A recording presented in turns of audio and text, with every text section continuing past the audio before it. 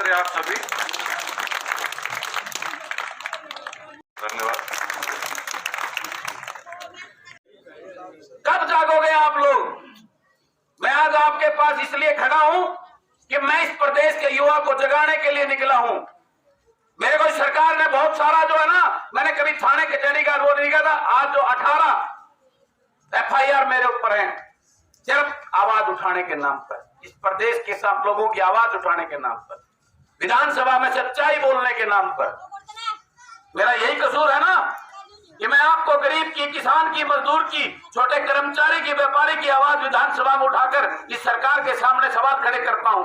उसकी ये है कि आपके लिए करता हूं। तो मैं आपसे पूछता हूं ये सवाल कि आप कब जागोगे? कब तक आप यूं ही गुलामी की तरह इन लोगों के रजवाड़े, इन लोगों के घरों को खड़े करते रहोगे? आज आपकी वोट लेकर कि आपकी रॉयल्टी के नाम पर, अपने दादा परदादा के नाम पर कई हजार करोड़ रुपए की संपत्ति जो है इकट्ठी करे बैठे देश और विदेश में। हजार करोड़ के घरों में रहते हैं आपके राजकुमार। और आपके सामने पिछले दिनों की जो घटना हुई है कि युवाओं को कहना चाहता हूं, बताना चाहता हूं मैं, वो ताल्लू का पवन, उसकी मौत कोई आसान हो, सामान्य खुदकुशी नहीं है। उसने आप सबको जगाने के लिए अपनी प्राणों की आहुति दी। मैं आपको बताना चाहता हूं, एक गरीब किसान का बेटा, इससे बड़ी बात क्या होगा? क्या लिख के गया है कि बापू, इस जीवन में तो मैं आपका सपना पूरा नहीं कर पाया, अगला जन्म लेकर फौज में भर्ती होकर सपने को पूरा करने का काम करूंगा। ये बहुत सोचने की बात है। और आपका और राजकुमार उप मुख्यमंत्री जी कहता है वो गरीब और वो कमजोर था, उसमें लड़ने की क्षमता नहीं थी। मैं पूछना चाहता हूं, कितनी नौकरियां दी हैं आपने जो उसको कमजोर और वो लाचार बताने का काम कर रहे हो? आप तो घरों में राजकुमार जिस दिन पैदा होते हो उस दिन मुख्यमंत्री और मंत्री बनकर पैदा होते हो। आपके माँ बाप कहते हैं ये प्रदेश का आगे मुख्यमंत्री बनेगा, MLA बनेगा। लेकिन गरीब किसान का बेटा जब घर में पैदा होता है तो वो जब बड़ा होता है तो सपना लेता है गांव में किसी फौजी को देखकर मैं बड़ा होकर फौजी बनूंगा। उसी अरमानों के साथ जीता और उसी अरमानों के साथ, उसी सोच के साथ बड़ा होता है। उसका वो फौजी बनने का अरमान उस मुख्यमंत्री के सपने से कई गुना बड़ा होता है। इस बात को मैं आपको बताना चाहता हूं। और वो उस फौजी पवन ने जो आत्महत्या की है, वो आप सबको जगाने के लिए कहां जी रहे हैं, हम किसकी गुलामी कर रहे हैं? इन राजाओं की, ये सोने चांदी की चम्मचों में दूध पीत के पैदा होते हैं उन राजघरानों में, और हमारे ऊपर हमारा शोषण करके हमारे को किस तरह के हाल में उन्होंने आज बना दिया है। ये जगाने के लिए आपको बताना चाहता हूं। आपको जागना होगा।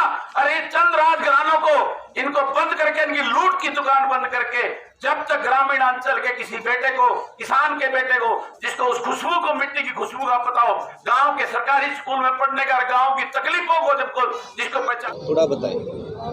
आज का कार्यक्रम भाई अनुराग एक डायनेमिक युवा है और भाई से कई दिन से बात हो रही थी, मिलना हुआ, और मेरी तरह जो ना क्रांतिकारी विचारधारा का भाई मुझे लगा, और उसी के तहत फिर अनुराग ने जो है ना कार्यक्रम आज यहाँ पर रखा तो बहुत अच्छा लगा। आज ये उचाना की सरदारी और यूथ को यहाँ जिस प्रकार का लाड प्यार अनुराग के साथ देखकर, उसको देखकर आज इनको लोगों से राजनीतिक चर्चा करने का मौका मिला। और जिस प्रकार से आज के इस राजनीतिक माहौल में पूरे प्रदेश की जनता त्रास्त और परेशान है, वही एक आलम जो है ना यहाँ उचाना में देखने को मिला। और आज युवा पूर्ण रूप से ऐसा विचलित हो चुका है कि उसको रास्ता नज़र नहीं आ रहा। आज हमारा युवा हताश और निराश होकर नशे की तरफ, अपराध की तरफ जा रहा है, क्योंकि एक प्रकृति का नियम है, जब कोई चीज़ आसानी से नहीं मिलेगी तो वो छीनने का प्रयास किया जाता है। और वही हाल आज हमारे बच्चों के साथ में हो रहा है। इनको कोई रास्ता नज़र नहीं आ रहा। सरकार की बिल्कुल निठल्लेपन की, सरकार की बेरुखी की वजह से सरकार जो आज हरियाणा प्रदेश को बेरोजगारी में नंबर 1 खड़ा कर दिया है, और जिसका आज उसका खामियाजा प्रदेश का हमारा यूथ जो इस देश और प्रदेश का भविष्य है, वो हुआ था कि फौज में भर्ती होने का। वो सपना जब उसका टूटा, 2 साल 2.5 साल से कोई फौज की भर्ती नहीं, वो उसका ओवरेज होना, वो ना बनना, तो उसकी जो मार्मिक अपील जो उसने लिखी है कि बाबू इस जन्म में वो सपना पूरा नहीं हुआ, अगले जन्म में फौजी बनने का सपना जो है जरूर पूरा करूँगा। उस बात से अंदाजा आज पूरे प्रदेश को और देश के युवा को उस पवन की उस भाषा ने झंझोड़ के रख दिया है। पवन की वो शहादत जो है ना, इस युवाओं में क्रांति लाने का काम करेगी। आज मेरे ख्याल उधर बरवाड़ा टोल के ऊपर युवाओं ने एक बहुत बड़ा प्रदर्शन भी किया है, बेरोजगारी को लेकर, रोजगार को लेकर। ये आंदोलन पूरे प्रदेश के अंदर चलेगा। ये जो मैंने जन सेवक मंच इसी चीज़ों को लेकर बनाया है कि प्रदेश से अच्छी सोच को और जो लूट, राजघरानों की लूट के खिलाफ जो लोगों में एक विचारधारा वो बनता जा रहा है, और युवाओं को जोड़कर इस जन सेवक मंच के माध्यम से इस प्रदेश में युवाओं के लिए भ्रष्टाचार के खिलाफ, राजघरानों की लूट के खिलाफ एक बहुत बड़ा आने वाले समय में आंदोलन खड़ा करा जाएगा, और इनको जो है ना इस प्रदेश की राजनीति से इनको बाहर निकालने का काम करना पड़ेगा। जन सेवक मंच के माध्यम से आप व्यवस्था परिवर्तन की बात करते हैं, कोई ऐसा मंत्र है आपके पास कि आप व्यवस्था परिवर्तन कर पाएंगे? उसका मंत्र यही है कि युवाओं को जगाकर, प्रदेश के लोगों को जगाकर, और प्रदेश के हर हलके में, हर गांव में युवा एनर्जेटिक, ईमानदार युवाओं की कोई कमी नहीं है, बुद्धिजीवियों की कोई कमी नहीं है, पढ़े लिखे युवाओं की कमी नहीं है।